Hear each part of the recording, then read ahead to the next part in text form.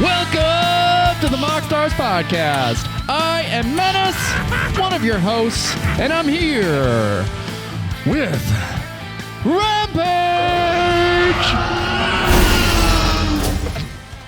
Get so hype. You're the big breath you take before Rampage. Like, oh yeah, here it comes. We're going, baby. Every time I do it, I think about the Ready to Rumble guy in WWE. That's what I hear. Sure. Yeah. And we're here. He's back again. Annihilator. I wanted to make sure. Yeah, this is actually a monster truck rally. If you didn't know it, welcome to Yeah, it does sound. welcome to the MoxStars podcast, the #1 podcast on the internet for Magic the Gathering and Dr. Pepper. If you'd like to support the show, you can find us on YouTube, where you can see all of our faces. You can also like, subscribe, and ring that bell for more notifications. Support the show. We're at 607 subscribers. Thank you all for the support. And last week's episode actually kind of popped off a little bit. The amount of people watching it and liking the video was substantially more than we've had in the past. So thank you all for checking that out. If you missed it, check it out. It's actually a really great episode where we introduce Annihilator. We talk about a gaggle of gods, Kratos and Atreus, and had a lot of fun. You can also support us on all podcasting platforms by giving us a 5-star review. Leaving us a 5-star review makes us look super duper cool and helps new people find the show. You can also support us on Patreon by becoming an official Pepperhead. For $3 a month, you can become an official Pepperhead, support the show, and have your name turned Dr. Pepper Red on the Discord server. And if you didn't know it, we have a Discord server where Rampage is the heart and soul of the community, helps herd all the cats in the right direction. We're setting up a Wednesday webcam wizardry. Well, Rampage has set it up and has been supporting it over the last few weeks. We jump on. Every Wednesday is the starting point for the week where you can earn pepper points. Those pepper points can be redeemed for in-game actions, which I'm not sure how often people are using them for the in-game actions, but you know what? People are using them for merch. We're actually, we had someone cash in for their first set of tokens just the other day. So it's rewarding not just to hop on and play Magic with your fellow MoxStars, but to jump on, join the community, and just kind of play Magic in general with some real cool people. That's all the plugs. Where do we go from here? Well, I'll start. Here we go. I guess that was a cue. Yeah, no, it was not a cue. I was just baiting you into saying something, and then I was going to trample over whatever you were saying. So this is my way of now transitioning into the next talking point. Yes, which has this started a conversation and it led to another conversation, which is what we'll be discussing in the show today. But I was on Reddit this morning and I was actually looking through, and the top post on, I think it might have been Magic TCG, but it was a question about 4s and 5s and the difference between 4s and 5s. And we all know the bracket system, at least if you've been playing recently, you're becoming more and more familiar with it. But the difference between a 4 and a 5 is somewhat murky. The question on Reddit was, we had someone come to our table and they had a Rogsai list completely built out. It was the only deck they built. And they said, well, this is a table of 4s, so what I'll do is I'll swap out Rogsai for just a generic Grixis commander and leave the 99 the same, or like the 98, the same. But the deck is hyper-tuned for, it is hyper-tuned for the meta, which qualifies it as a 5 if Rogsai is the set of commanders.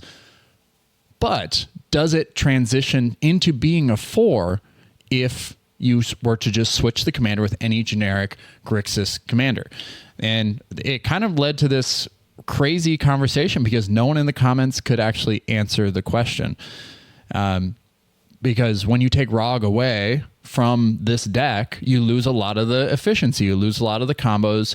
The interaction isn't quite as good. The sacrifice elements aren't quite as good. So that's why I wanted to bring it up and ask you guys, does that switching out Rogsai from the command zone and just replacing it with something like Black Waltz number 4 or whatever, does that make it a 4? Or is it still technically a 5 because the 99 is still hyper tuned to the meta? When you ran this by me earlier, I was kind of thinking like, how much does it really matter? And the other question is what are we really rating, right? Are we rating the totality of the cards, the play experience, or are we rating the, efficiency of the deck, the consistency of the deck at a 5 versus a 4, right? At a 4, it should be fully optimized, but at a 5, it should be, optimized to the meta. And I think regardless, if you're playing those cards, like a list like this, you take out the commanders. My point was just that it might not matter as much because typically when you're playing these commanders, those commanders are going to be the subject of removal almost every time they hit the table. And if not the subject, right, like there's plenty of interaction. Look at the counterspell suite in this deck. If you didn't have your commander out and you weren't worried about protecting them, the power level of this deck is so high that it would just automatically shift to be able to police the table. And, having a generic Grixis commander, even if it's just completely unplayable, something that doesn't matter at all, that they're never going to cast because it's irrelevant to the deck plan, there's infinite combos, finishers, 2-card fast early game finishers, plenty of tutors, tons of removal, tons of free counters in this deck list, fast mana. You have all those things. The commander is almost irrelevant. And a lot of the times with an aggressive CDH deck like this, your commander is going to be spot removed anyway. Or at least they're going to attempt to. And you have the counterspell suite to respond to it. So without the commander, you're essentially just playing a game where somebody removed your commander, which is something that this deck should be able to win through anyway. Which is like, That's a good point. What it's kind of a silly debate in that regard, because I think, at that power level, it almost doesn't matter. And I would consider that a little bit more pub stompy, if you're like, oh, well, I'll just take out the commander and now it's not as good. It's like, no, it's still 99 of the best, most efficient mana card, efficient mana wise Magic cards ever created. So, who cares if the commander is out or not? It might not have been. Yeah, Rampage. What's your take? Like, if your deck is optimized to play CDH, but I want to take a step back. I think if you have a pod of 4s and they truly are tuned, your 5, your swapped out Grixis Commander CDH deck is going to be able to play in that pod just fine. I don't think it's pub stompy. Your deck is engineered to play around other CDH decks, and oftentimes there's just like not the same game plan going on. Your counter spells aren't countering the same things. You kind of don't know what's coming. There's so much variance.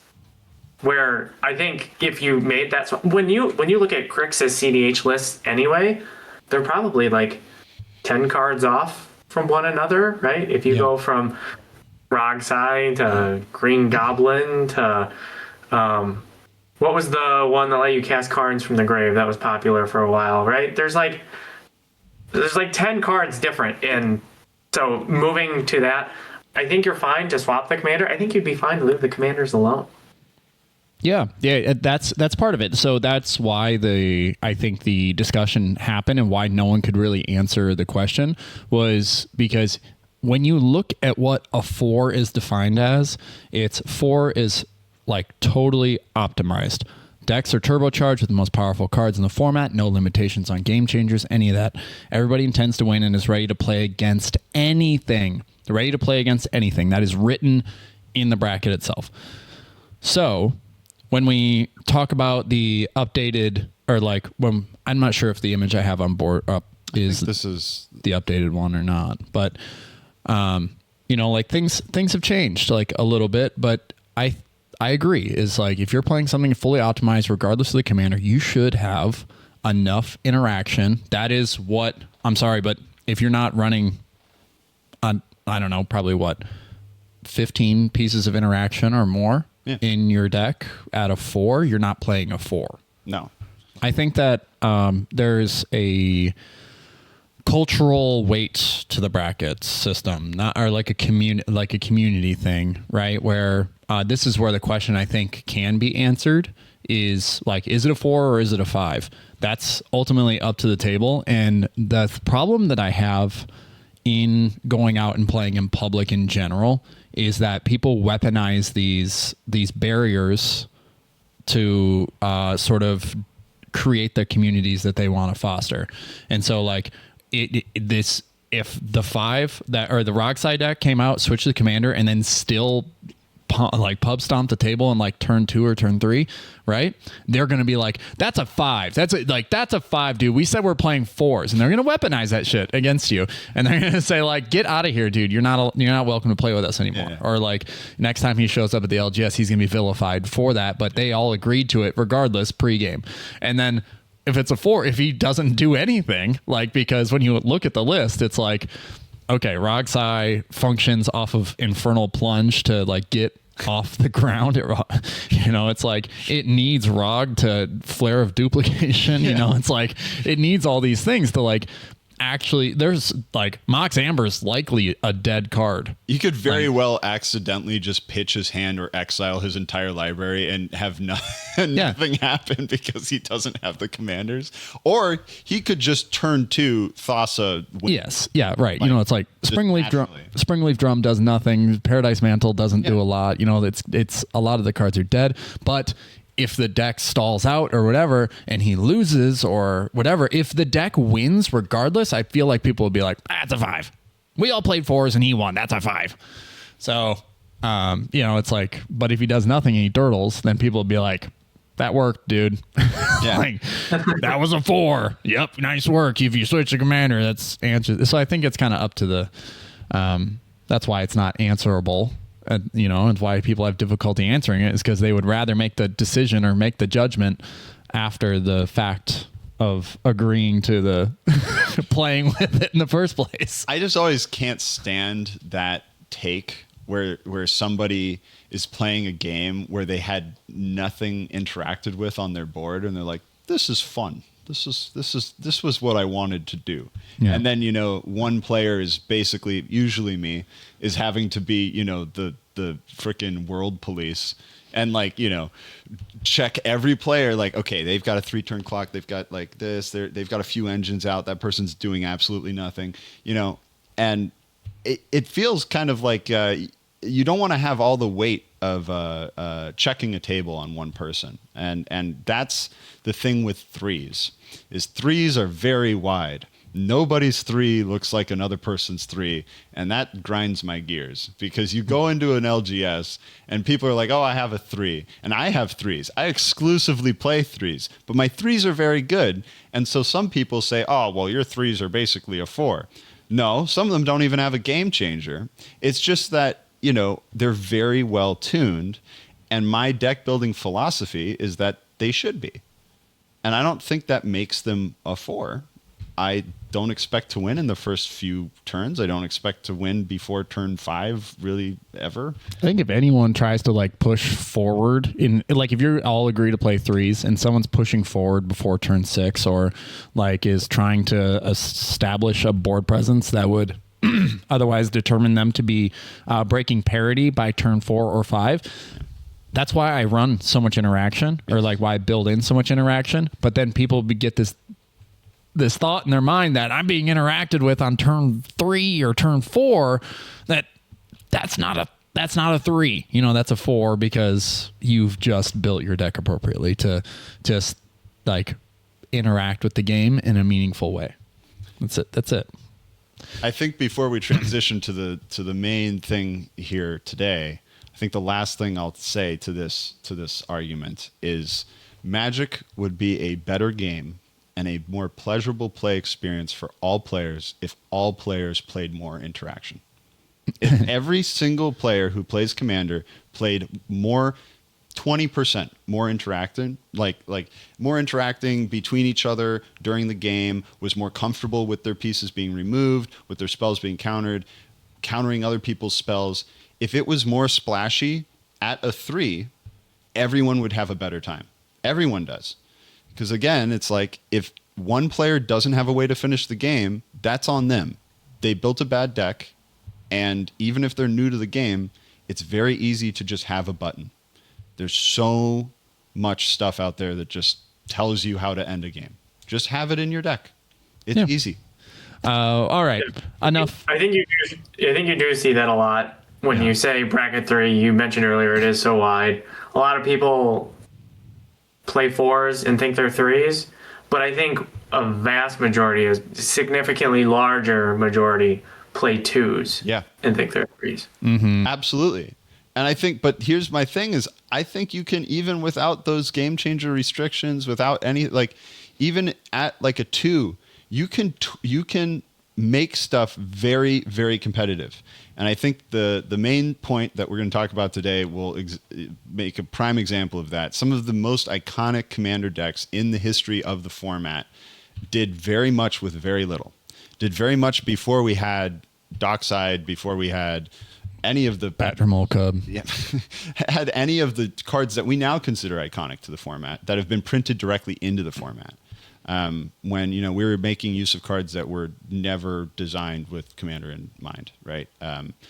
Those decks were oppressive.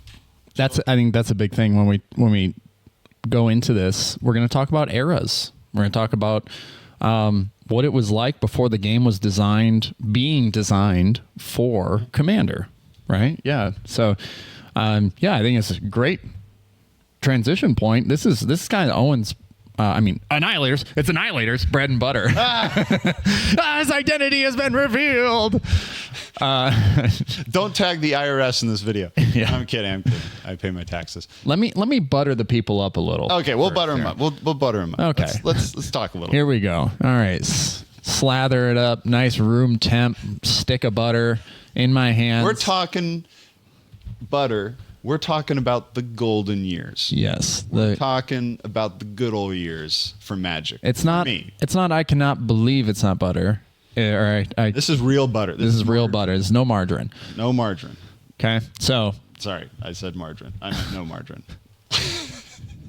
Back in the day, before the game was being designed for Commander, this was a fan-made format. This was something where it was fun and stretched your mind, and was very creative deck building space for people who were devoted to the game, like who collected all these cards and whatnot. And there were some multicolored Commanders that took the format by storm very early on. And so we wanted to take a trip back in the time machine and sort of reflect on these Commanders, these monsters of the format that have seemingly fallen off and have disappeared into the fray, where the optimized nature of the game now has made them obsolete. They've printed far more efficient Commanders, but that doesn't restrict us or leave us without the possibility of building them into the modern format or with older cards and still creating powerful decks or 3s, or what Owen calls them, 3.99s. So, our Annihilator. God dang it. I've been completely doxxed. It's oh, brother. It's all over. His addresses. Okay, before we give out my social security number, a 3.99. Yeah. So, Evan and I. Oh, sorry. God dang it. Menace and I have built a few decks together, and every time we work on a deck, I end up saying, more. I think we can tweak this a little stronger. I think we can make this a little more interactive. I think we can power this up a little bit. And all of the times it's within the boundaries of a 3. Now that's changed as the bracket system has continued to roll out. And I kind of started this project with him when the bracket system was first introduced. I was actually a fan of the bracket system when it first came out. I'm still pretty much a fan of the idea. I think previous to this, with how much the format has shifted, there hasn't been a good turn 0 conversation that was clear across the board. The 1 to 10 scale made no sense. Everybody said 7. 7 became just a meaningless number that this everybody is my good used. deck. I think everybody says that because they're embarrassed if their deck isn't strong enough. And then if their deck is really strong, they're also socially embarrassed to have the strongest deck at the table and they want to play with the pod. So my solution to this is I play what I consider 3.99s. They are 3s, but they're fully optimized 3s.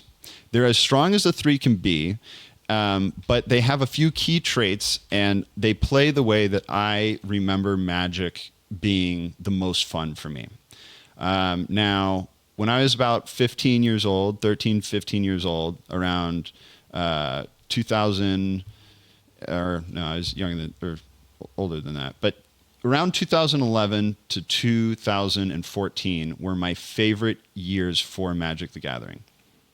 The blocks that were coming out during this time are still iconic, have inspired pretty much all of the best reprint sets that we've gotten since then, and are really, really what I think of when I think of fun Magic.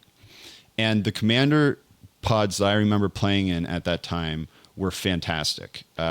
Some of them were really oppressive, and we'll talk about why and what, but this is what I build to. 3.99 is a deck that I consider built honestly. You see and present in the pod when you're playing how you are going to win.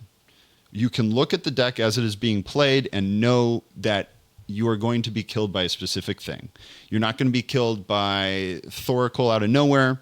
You're not going to be killed by, some deterministic, Nadu-esque BS kind of out of nowhere. And there's going to be heavy interaction, but you're giving everybody a chance to battle for the win. And when your opponents lose or when you lose, it feels like you earned it. It feels like you fought for it, and it feels like you arrived at the outcome of that game.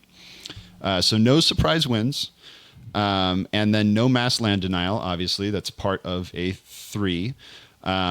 Just a lot of inevitability, efficiency, and consistent pressure throughout the game. Some of the key traits from this are your command zone engines. So you use your commander. You use your commander efficiently. Your commander's there for a reason. Your interaction matters. All of your interaction is very impactful, very efficient. And you have board-dependent wins. So, you can't just win out of nowhere. You have to win by investing resources into your board. I really enjoy this play style, and I think more people enjoy playing against even very optimized decks that present and play this way. Yeah, this is yeah, go ahead, Rampage, sorry. When we first went into the bracket discussions, when they just came out with the updates, we had a pod a few months ago where Menace and I talked about how we build decks, and we talked about the point with the initiation of the different brackets. People are going to jump into a bracket and build the strongest thing possible within that bracket. It should have been a soundbite because Menace goes, I did that. I still do it. Menace, how does this differ from what you do? Take something and try to optimize it. Are you in the same vein? This is just like better verbalized, or do you have a different philosophy? No, I think this falls without saying the term that we've sort of coined on the show, soul cards and building around them. The same concept can live within this philosophy. So the concept of what I do when I build is I pick 1 or 2 cards that exemplify it, like a strategy or something I want to magnify. And those become my soul cards, or cards that I really enjoy. And then I build everything around those things. And then the commander can come into play later, or can, be one of those soul things, So this I think still falls within that philosophy, because when I'm building, if I'm specifically building threes, like in limiting the, like I am restricting the deck building process or like creating restrictions. I think like if I'm building a 4, then I kind of go off the rails, and I am less considerate of the pods experience.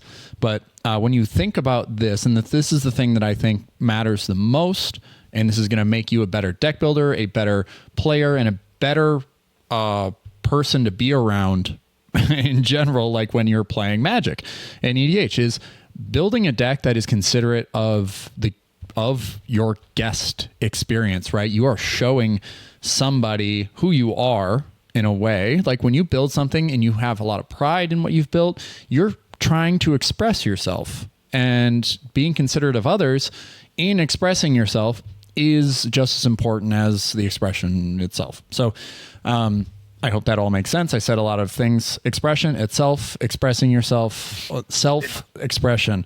So when it comes down to I think what Annihilator got into, and it really helps answer the question you posed earlier on in the pod, is what's the difference between a 4 and a 5? When you do what Annihilator proposed early on with the command zone engine, it's like they're very commander focused decks.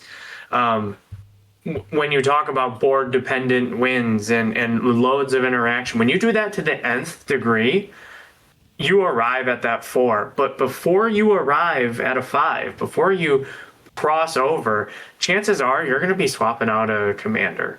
You're going to be doing something it's not the best thing to be doing for that deck. It's the best thing to be doing in that color. And that's what you're going to revolve your whole deck around. The best cards in the format. That's how you cross that bridge from 4 to 5. But when you're doing what Annihilator described here, and you maximize that, you push, I mean, that's why it's called the 399, right? Yep, teetering. You're teetering on that edge. It's the perception, right? When I remember when my mom first opened her restaurant, and she was like writing prices, and then she was like, "Yeah, it's $3.99 for that," and I was like, "Just write 4," and she's like, "No, feels better. No, you cannot. Because some people will see the 3 and buy it just because it's the 3." Yeah. So you're teetering on the edge, and you're creating, even though it technically still falls within like the $3 range. Or the bracket, in the bracket system, it's a 3 range. It still technically qualifies as a $3 item. But I will say, I think we're belaboring the point a little bit. That the point of this, I call it a $3.99, but it's not to get up to that edge as close as possible. It's just that what I am designing is an optimized deck, and I think that's something that you don't really see talked about a lot at a 3, and that is the main. Kind of philosophy behind this, is that by optimizing, I'm actually improving the whole tables game experience, because I can stop the player who's actually playing a 4, and I can actually help police so that the player who's playing a 2 still gets to play the game. Yeah. And all the while, I'm presenting how I'm going to win. So the table knows that I'm investing resources in a very obvious win con, that there's a clear roadmap. And when they play against you over and over, they'll actually come back to be like, you know what, I kind of figured out how to beat that deck. I think I've got it. And that was something that I found was really omnipresent in this era of Magic that I'm talking about, was just like you just mentioned, Rampage, sometimes doing the thing that's best for that color versus, doing the thing that you want to do that's like the soul card for that deck. Mm-hmm. Back then, they were kind of the same thing. A lot of the times, they're one and the same. We can take a look at Azami first. Yeah. But so Azami, Lady of Scrolls, is a card that I think really defined this era. For a while, there was a saying that it was the Azami problem. Was the issue in Commander. Much like we talk about Eldrazi Winter when we're talking about BFZ and that unfortunate Pro Tour, we can talk about, or Nadu, right? The Azami Nadu Summer.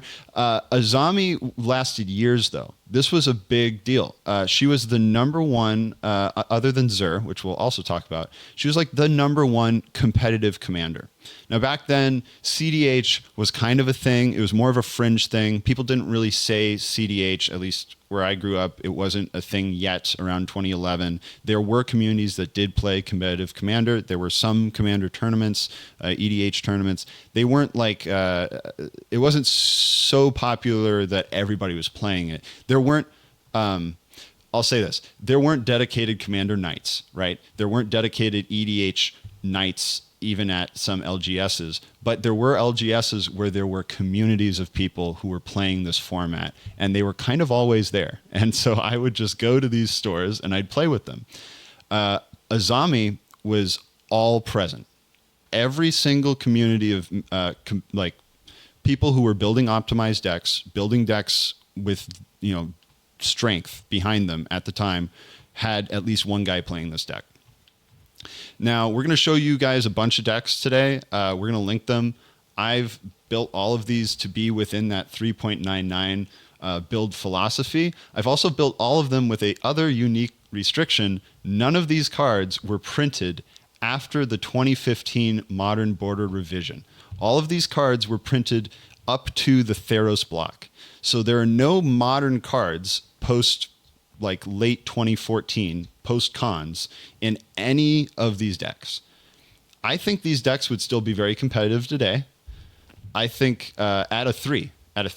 Yeah. I think they would stand with 4s. But in a pod, if you went to play with other 3s, you would wreck with some of these decks. And not only would you wreck in ways that people haven't seen and in decades. In a long time. And honestly, if I sat down at a pod and I got killed by any of these decks, I would feel so optimistic. Stand up and applaud. Yeah, I would feel like, so let's optimistic about the state of Magic that people are playing classic lines again. One thing before we jump into this, like, because this Azami list is obviously really cool, and we're gonna describe, like talk about some of these cards and how it interacts with even it's cards in Modern Magic. But the deck in its totality costs $620. Like, if you wanted to build this, and which $250 of that is intuition. Yeah. Just to be clear, almost half of that is intuition. Yeah, and like Azami herself has just become 43 cents. Yeah, it's 43 cents for one. So like in Snapcaster is in here, so $13.78 for Snapcaster. So yeah, $250, and then you got $14. Maybe you got a $20 cards floating around in here somewhere. But the thing is that these decks being so old and being so outgunned by the modern design philosophy in Magic, like drops the price on them while you can, and you're still able to like hold your own at the table. So it's really cool. If you guys are unfamiliar with Azami, it's a mono blue, 2 and 3 blue, human wizard that says you can tap an untapped wizard you control to draw a card. So no summoning haste. Sickness for you. Yeah, no, yep. Nothing. You just get to tap Azami right away and draw a card. So 5 mana, draw a card, and then your whole deck is basically just a series of wizards that control the game or bounce Azami or bounce something back to your hand. So I had a couple little things prepared for each of these decks, just to say, to kind of put you guys in the time of these decks and provide some context. Most players who play Magic today, this is a statistic that I heard, I think earlier this year. Most people who play Magic today have come to it recently because it's blown up so much. Most players have started playing since like the last 3 or 4 years. Yeah, that was Mark Rosewater's whole like shtick for when we were all complaining about the introduction of The Walking Dead. Yeah. Like, I think this Universe is Beyond thing, yes, it has broadened the demographic. It has brought people to the game. Yeah. So to me, this is just like sharing a culture of a game. This isn't being like a pretentious old head, this isn't being like a Magic boomer. This is saying, these are the things that made me fall in love with this game. Welcome to this game. Here's some of the background to this format that now everyone is playing. And a lot of these are way simpler to play than the intro decks. I mean, infinitely simpler than like anything from Doctor Who or Lord of the Rings or anything like that, where there's these other outside of game actions. These are very straightforward. They're very true to the color wheel, extremely true to the color wheel. So let's get into it a little bit. So Azami wins through inevitability. She floods your hand with cards. She controls the stack and eventually assembles a deterministic combo, typically mind over matter or infinite mana, which will you then pour into Blue Sun Zenith. And because at that point you can typically draw your deck over and over, you just Blue Sun Zenith each player individually, which is a crazy way to win in a deck that, is mostly deterministic. So, the other thing is like I was talking about earlier with a design philosophy, this is the definition of you see it coming. This isn't flashy, Thoracle out of frickin' nowhere. From turn 0, you see Azami, you know what's happening. You know what's happening. You know what's coming. You know what they need to stick. You know what pieces they have. Now, the big splashy finisher in the more tuned Azami decks at the time wasn't Mind Over Matter or Opposition, which are both gross. It was Intuition Piles, which gets you basically one or the other or another card. Typically, you would grab Archaeomancer, a really good instant. If you guys are ever wondering why Archaeomancer gets printed in so many secret layers, it's because of this deck. So here we go. Long-term plans, also incredible card. Love this card. So all of these cards kind of run that brink of like, this is really strong when it's paired with the other two cards that I have to play it with. But individually, some of these cards are just not broken. Vidalcan, what is it? I want to say Vibe Mage. I've totally forgotten the card. It's the one with the Future Sight border. Right here. That thing. Yep, Ethan Mage. Yeah, so this was a really consequential card in the meta at the time. It was played in every Azami list. It's got Wizard Cycling, which is sick. Love that. Haven't seen it since. That's pretty much why it was played. But I'd seen it played multiple times to bounce a sliver to somebody's hand. That was a big deal at the time. A Sliver Queen was always great. It was always cool. But yeah, Vidalcan Aether Mage, big card. Drift of Phantasms also has a transmute effect. So there's a lot of these like incidental tutors. But again, at each of them, you have to know what at your 3-drop you're getting. Typically, Drift, it's pretty obvious. You've got long-term plans and you've got intuition. But Blue Sun Zenith also qualifies. Blue Sun Zenith, Capsize. Yep. So Turnabout is huge, but then you also have these really, I think, lesser talked about interactive spells in blue that I still think are gross. I love Foff. Foff is one of my favorite cards of all time. Fact or Fiction. Oh yeah. But no one's I haven't seen somebody play Desertion, and I haven't seen somebody play Misdirection in years. I truly have not played against either of these cards in years, and they are still pretty good. I'd say they're still pretty good. If you hit somebody with a Desertion, I think that person never wants to play with you again. They will never. First of all, they'll never see it coming. That's crazy. Yeah. Again, the part of why I got into this project so deeply, I started talking to one of my buddies I play with almost every week on Thursdays. Last Thursday, he showed up with the Jalira deck that was all pre-Modern Border, and I just started talking about the good old days with this guy for hours, basically through all of our games that night. Which was probably really insufferable for everybody around us. But anyway, we were doing this. And, I start talking about like, yeah, in this deck, do you remember this? Man, but Azami mattered. Azami culturally changed how people viewed Commander. It got a lot of people into Commander because you get to do every quintessential blue thing. You get to draw a billion cards. You get to play flashy, cool wizards. You get to play weird little merfolk guys. You get to play cool artifacts that like double your mana or make your hand, crazy and do top deck manipulation. And then you get to play like super big, mind over matter, future sight. I guess I don't have it in here, but opposition, I think when you look back on the history of Commander for a long time, like even when I jumped in, which was post this era, a lot of these cards were talked about with high regard, like Caged Sun. Oh yeah. For a long time. Like it's $4 now. This card was $25-$30 at some point. Yes. It's like an extra planar lens, less than $10, which I cannot believe. Because like for the longest time, the trick is extra planar lens in monocolor or even in two colors. Sometimes you put Snowlands in your deck. I forgot to do that. I was going to call you out. I'm sorry. I rushed through all these lists. I was typing. I didn't choose the printings. I want to fix all these so they're all the retro printings, and the lands should be snow. Right. Extra planar lens. Nobody else is playing Snowlands. You get double blue. The other blue players do not. And it's 3 mana, double your mana. Crazy. So it's that's a classic combo. It really is old school.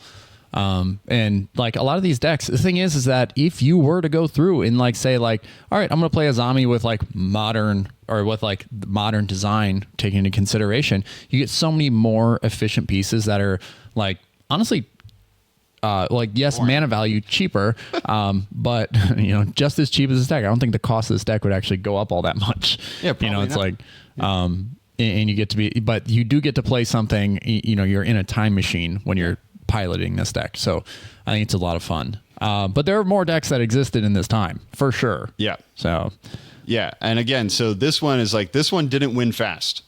This was maybe the most competitive deck overall. We're going to talk about Zur next because I think Zur. Well, let's talk about something fun first. Let's talk about Earl, but then we'll talk about Zur. But Azami did not win fast. Earl could win fast, and it's crazy because now we live in a world of the 0 mana trample haste 0/1 commander. Yeah, Earl was the aggressive commander that I remember being like, oh man, once it comes out, dude. Whew, we got to start, drawing straws to see who's going to get smacked for 15. Yeah. And he's 5 mana. He's 3 different colored mana pips. He's 5 mana. He's a 5/5 for 5. Today, if they printed that, they'd give this thing proliferate, flying, vigilance, death touch, lifelink, whatever. And it would cost 4. But this, it's got hexproof, which was rare at the time. Hexproof was not just applied to cards like it is now. Now we have wards of all shapes and sizes on everything. Very rarely does hexproof ever come up. Yeah. Straight up hexproof in shards was like, that was gnarly, especially on a legendary command. Like you could have this as your commander. As soon as this came out, everybody was like, okay, Enchantress is viable now. This was the first like, oh, Enchantress is really viable. And it's a Naya, which gives you access to some of the more aggressive pieces as well as all of the best prison pieces. Now, Selesnya Prison was the basis for Zur and for the Naya foundation in this deck. And I mean, if you want to start talking about some of these pieces, they're fun. I got to do it. This is my deck. Yeah.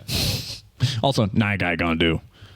This is like Earl being very classic commander. This was one of my first commanders. I didn't know that. Yeah, I built this deck and then I immediately abandoned it because everyone hated it. It had such a reputation already. Like I built Atraxa. Atraxa was like my first commander deck. I built Marith it was Hapatra, Atraxa, Marith, and then this.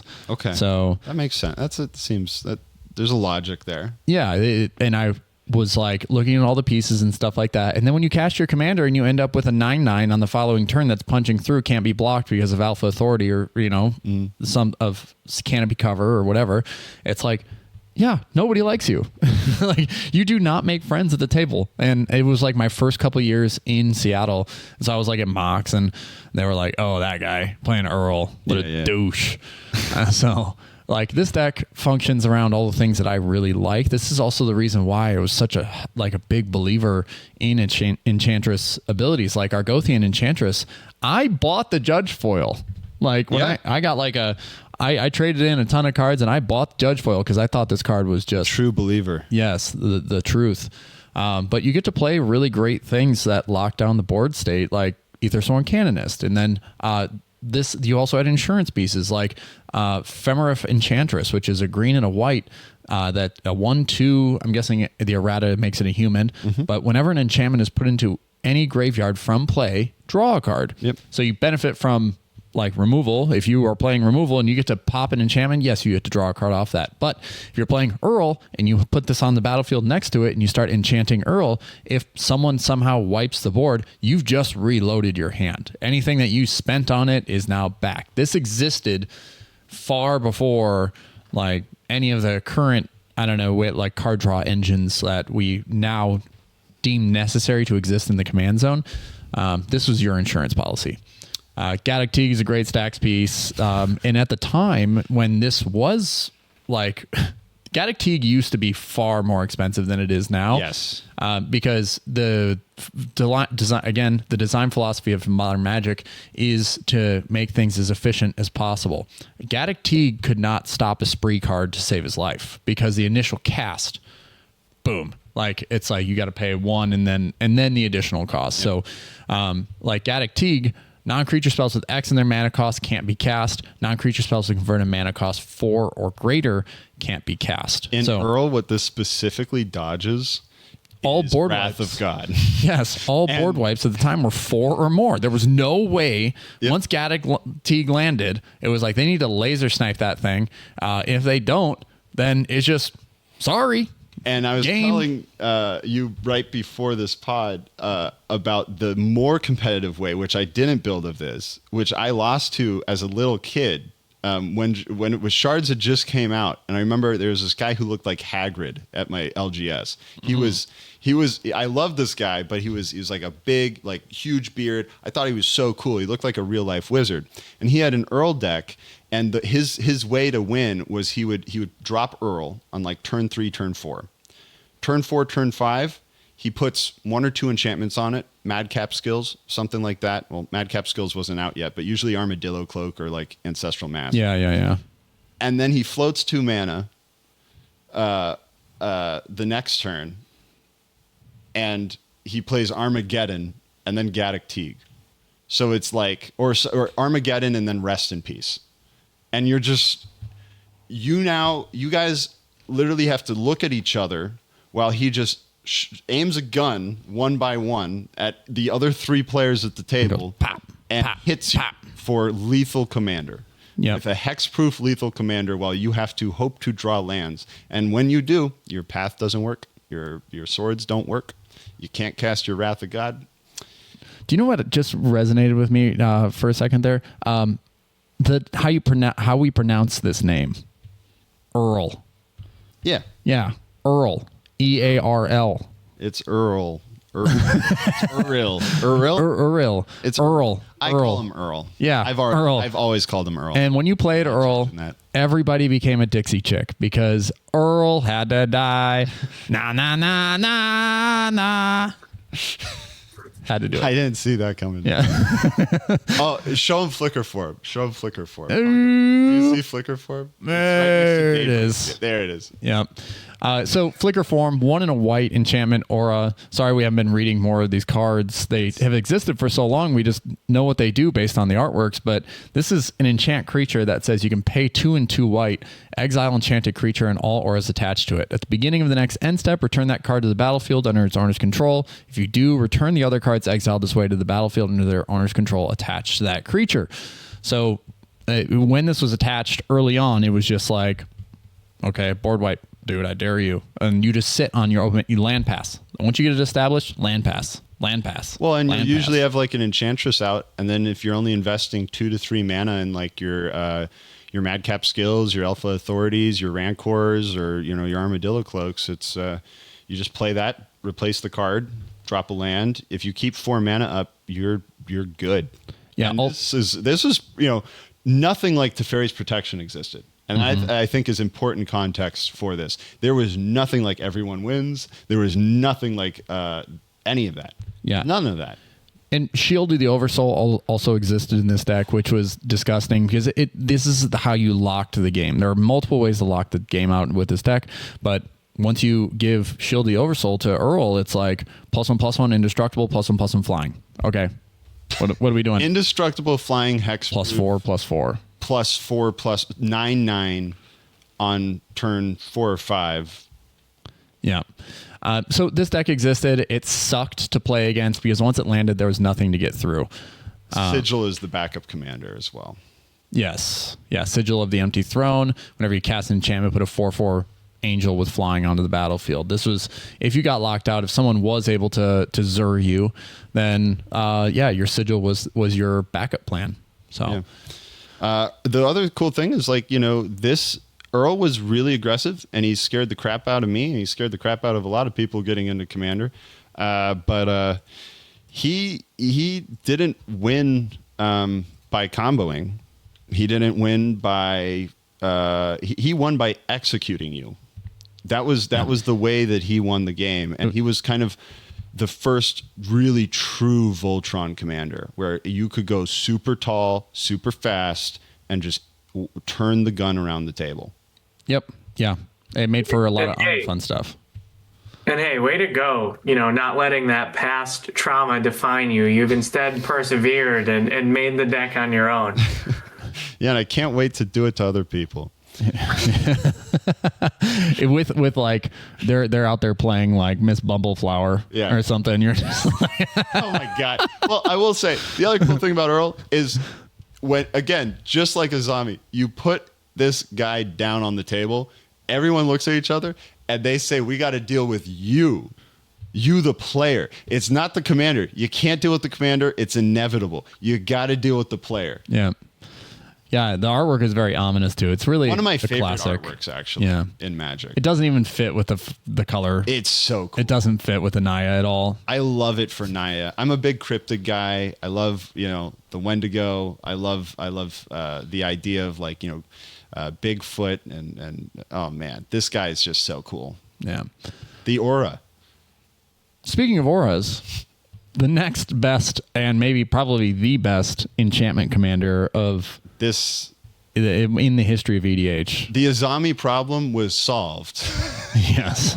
when Zur had existed before Azami, to be clear. This card had been around for a while, but until this deck list came out, it wasn't this kind of list was, I think, probably the first true CDH deck. Yeah, Rampage, I think this would be your jam. If you were to take this and build this yourself, I think Zur would be a very fun commander for you. You would be an amazing Zur pilot because it is like a matter of clamping the table down and clipping their wings.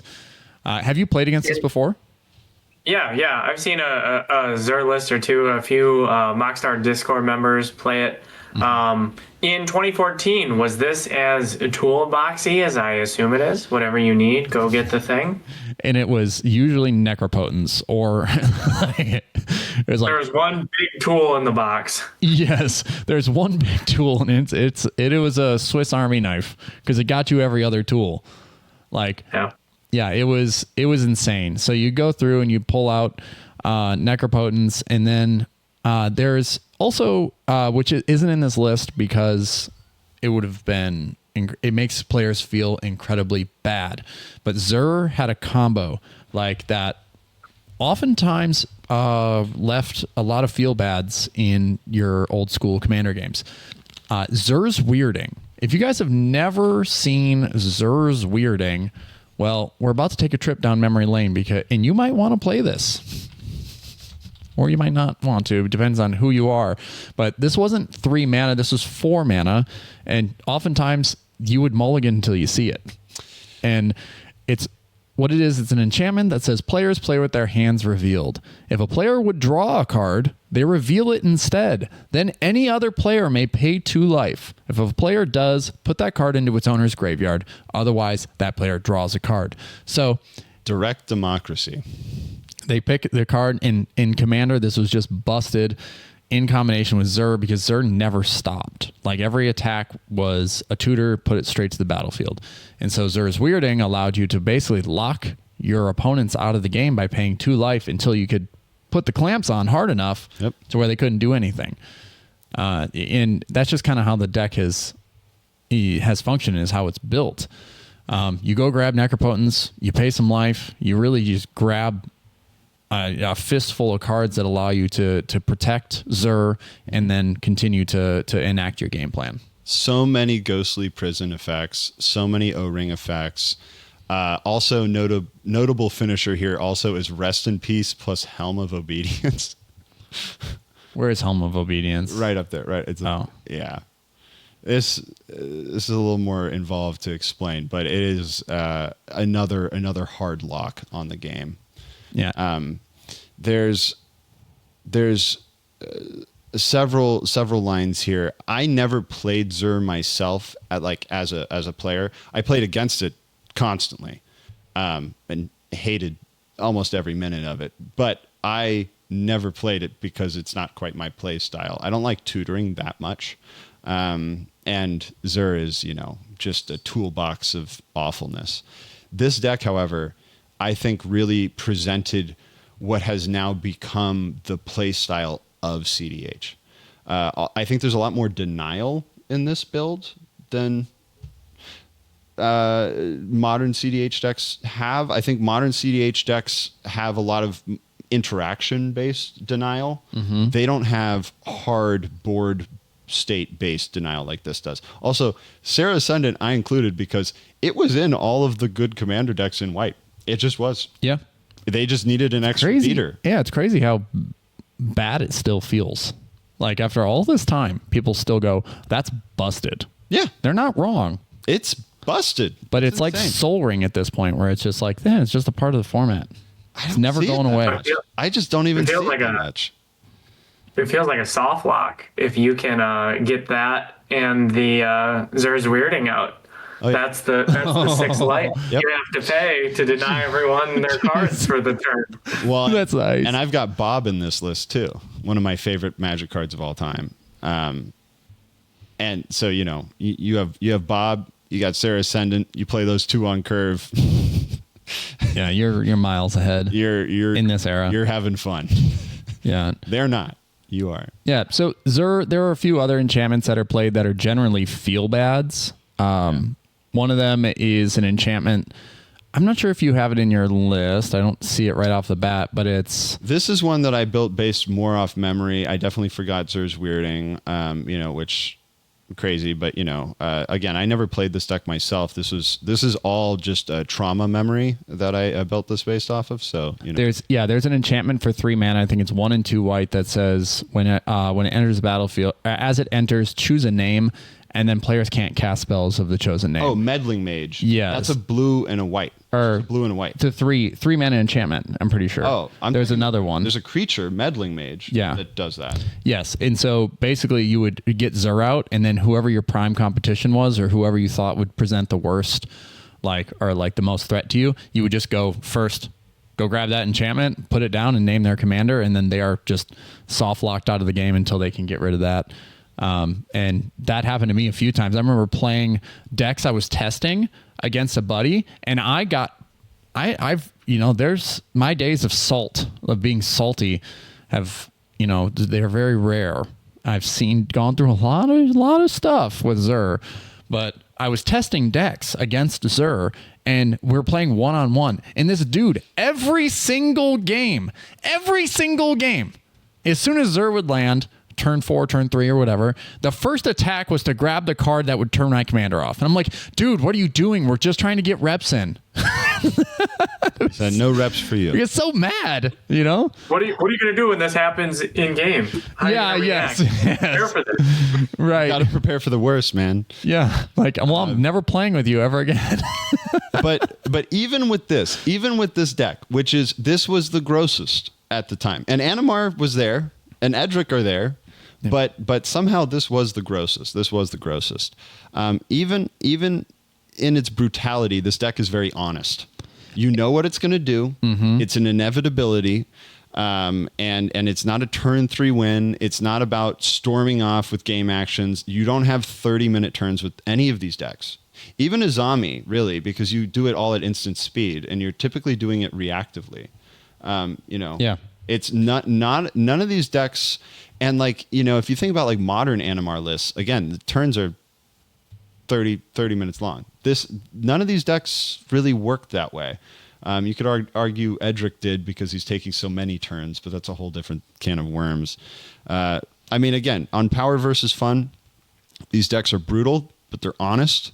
You always know why you lost to these decks. You can point to it. And interaction mattered a lot more than speed. If you stopped these things at any point or countered one key spell that they tutored for, that they don't get to pop out for free. Nowadays, there's a lot of everything's a Titan, right? And everything that's a Titan tutors. And it's not cast, it's put in or whatever. Yeah, enters. None of those things are here. These are all like if you interact at key points throughout any point of the game, you could reestablish. The other thing is, on how we look at decks today versus these. I think modern competitive tendencies are to like compress a game into as small of mana as you can spend, and as quick of a game you can have, where you have as little opportunity to get tripped up or interrupted as possible. And the strongest decks of this era were essentially just the best mid-range decks you'd ever seen. They were battle cruisers in a way, Yeah, I wonder how we'll look back on this current era where, like, yes, Rampage and I preach Taeyam, right? And like, we'll look back on it and, because it is a great mid-range deck. And I think that's where we see its value and its flexibility. But like, how will we look back, like the way we look back on Zur, the way we look back on Azami and Earl? How do we look back on Blue Farm? Like, does anybody really enjoy playing it? No, they don't, because anyone who plays it is just that type of freak who likes to optimize. Like, they're like, it is just the most optimized deck, and it is true, and it does post the best win rate. And to some people, that's more important than this self-expression or to take a trip down memory lane or whatever. Yeah, and we don't freak shame. No, you can play Blue Farm in the server. It's fine. Yeah, it's fine. It's fine to not be creative. It's fine to not be creative. Go ahead. 2 notes. One, looking at this and kind of, I guess what's resonated with me this whole time as we've been sitting here, I've been thinking, like, the comment you made earlier about the win being on the board, it just needs to develop. Like, you see it coming. That is so indicative of a 3, because I just take myself back to games I've played recently, and when I go to like casual commander nights, they're heavy 3s. And how many times in those games I've said, we have 2 turns. That person is the threat. It's right there. We can see it. It's coming. Much more fun are the politics, which I think is the best aspect of Commander. Yep. How much more fun is the politics of that game? The social contracts between the players in the game, where all of you can be like, this is what I got on the table. That's what he's got on the table. Well, what about that guy? In a game where 3 players can do that and 1 player can't, who's having the most fun? Who's having the least fun? It's and sometimes the player playing the best deck is the dude who you can't point to anything. So, sure. I truly do believe strongly in this philosophy. And, my second point, something I wanted to bring up, we talked about, like, you talk about how the game evolves and power creep. These decks that we've talked about here, the days of old, and whether they're able to keep up in this, the biggest problem I'm seeing is when I look at like the Earl lists or the Animar lists, anything that can play red, those creatures are all about having a super huge power. And that means in today's climate, they couldn't play Hazoret Godseeker and become unblockable because their power is over 2. So it's just kind of like the dichotomy of old and new.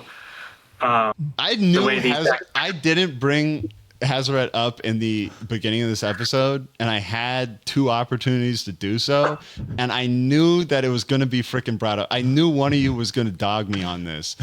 It's still a bad card. It's still a bad card today. It'll be a bad card tomorrow. If you missed last week's episode, you'll see why Hazaret is the show's new mascot. It's not the show's new mascot. I put a sticky note on my desktop so I wouldn't forget. I will continue to bring this up, I think. Okay. Yeah. Hey, it makes Atreus unblockable. Let's talk about Mystic Snake. So talking about bad cards. No. We love Mystic Snake. Yeah. Let's run through our honorable mentions, obviously, for this era of decks. Yeah. Animar. Yeah, Animar is a big one here. So after this era had ended, you said 2015 Theros block. Yeah. And after a few more cards were introduced into the morph category and stuff like that. Cons. Yeah. It's just cons. Yeah. Animar took over. Animar took over the form. It was already incredibly powerful, and then it completely usurped all of these decks. And the reason for it is because creature spells cost 1 less. That also discounted the morph costs. So, or like to cast it for its morph cost. So these cards would go down, you draw, likely draw a card, Animar just keep getting bigger, and you keep shelling things out. They still play. I guess I have the Rattleclaw Mystic in here, which is kind of funny. I guess I that slipped in. But the main big change was the Ancestral Statue and Temur Sabertooth were kind of the 2 big changes here. Rattleclaw's got to leave. I'll fix that. But Primordial Sage, Soul of the Harvest. These are cards that cost 6 mana. Typically, kind of not a great exchange at 6 mana, but in a deck where you can play them for 2, they become nasty. Deadeye Nav, huge in this deck. You've got the Zealous Conscripts Kiki Jiki combo. You've got Mana War to bounce stuff. You've got Shrieking Drake to bounce itself. You've got Wireword Symbiote to bounce stuff. You got Cloud of Fairies to untap. Gilded Drake was kind of omnipresent. It wasn't $10 trillion back then. Palinchron is incredible. It's in most of the blue lists from this era. Your lines would get really short really fast, and if Animar was not dealt with, the game would end. Yeah. There are a couple of others like that really define the format. Edric, Spymaster of Trest is another deck that sort of like changed the focus of how the game was played at the time, which everybody was just kind of in it for themselves. And then Edric said, well, what if you were in it for, everyone but not me? Like, what if you're in it for yourself so much that you would just avoid me? And so you would see the life totals of players just sort of dwindle and dwindle and dwindle, and you would get so much card draw. Edric punished greatly. Greedy keeps harder than almost any commander. That's in the show doc. I wanted that note to be to make it, but when Commander started really popping off, and the Commander 2011 sets came out, the first print to the format sets, Edric comes out. Edric was the first commander that introduced 2 parts to this game. The political aspect of, we can all do this, it's benefiting one other player, but we're gonna let it fly for now until it's a problem. This was like the first deck that was like a real dynamic. And now so many of the decks are that way. So many of the precons are built specifically to be like, you can only ignore this so long, but everybody kind of gets a little thing out of it. Yeah, Bumbleflower, the Brina, the Demagogue, like there's a lot of design this is elements. The simplest version of that. Yep. And the way that this deck worked was it just punished players who kept a greedy hand. If you kept a hand that was a little slow, this deck would wipe the floor with you. So you see there are 4 extra turn cards in this deck. So a lot of lists ran more. And the real way that this deck wins, and none of these cards exile, except for Temporal Mastery. Yep. But the real way that this deck won was it turned combat into card advantage, and then it turned card advantage into turns, and then you can't win. They are killing you. You've got opposition to get through. You've got Beastmaster Ascension to get big. You got Coastal Piracy to double up on draws. You've got Classic Swords, Jitte, Biden of Thassa, and you've got some just really, really efficient interaction in blue and green. And the curve of your creatures is gross. Most expensive card in this deck, creature-wise, is 3, maybe 4 mana. Yep. And then you got really cool things like Trigon Predator, which that is a classic old school commander card. Any final thoughts on the era, on any questions, anything come to mind on today's discussion? I'm a little bummed we didn't get into Shroom a little bit more. Yeah. Because I wanted to say the Hegemon the whole time. You guys thought it was the end of the episode. Let's go back, and we're talking about I just wanted to say Hegemon on camera. We don't have to go into it. Okay. Well, Shroom the Hegemon was an extra turns. It was a true control combo commander. Boom, Shroom. It was really good. It was Esper. Where if you didn't want to play Zur, you played Shroom. Yeah, it was the first. It was like the first. If you think of Urza now, and you think of all of the blue-based affinity commanders that just are impossible to disassemble because they end up in the yard and then they want to be in the yard. This was the first deck that really did that in Commander, and Shroom decks would not play each other. They straight up they'd be like switch decks. I never sat in a pod with 2 of these players at the same time because they just could not stand grinding out a mirror match. Yeah. Well, on those final thoughts and notes for the era, which was really cool, and you guys should check out these lists. We'll put a link. We'll put all these decks, the links in the description below on YouTube. So navigate over there. Find the comment section. Let us know what your favorite deck from this era is if you were playing during that time, or if you're new to the game and you want to build these decks, let us know which one you find the most interesting. Because with all the new cards and stuff like that, I think these decks can definitely evolve and still stand toe-to-toe with the modern, with all these modern commanders. So let us know. You can also find us on YouTube. You can hit that like, subscribe, and ring that bell for notifications. You can also support us on all major podcasting platforms and minor ones by leaving us a 5-star review to make us look super duper cool and help new people find the show. You can also support us on Patreon by becoming an official Pepperhead for $3 a month. You can support the show, have your name turned Dr. Pepper Red on the Discord server, like Gabe, Mac Oyen, Definitely Jeremy, Mono Greg, Reven Lift, UWP Court, Will Rule, Poolboy Barry, Maybe Anthony, Ryan G, and Adam. You can also join the Discord server, jump in, chat with the boys, drop your deck lists, help us. Here's the thing. I'm available from time to time. You can drop a list in there and we can work on pushing your decks to become the 3.99s you all want them to be. So jump in there, drop some lists, and let's chat. Also, Rampage makes one hell of a deck, so poke that guy for advice. Poke him. Your best. Do it. Poke him. All right. This has been the MoxStars podcast, and this has been Menace, Rampage, and Annihilator. Kind of bringing it to you. We're signing off. Retro style. We're out of here. Rampage, sign us off.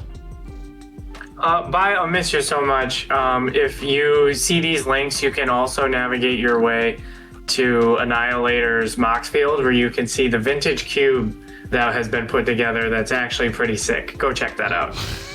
Bye. Bye.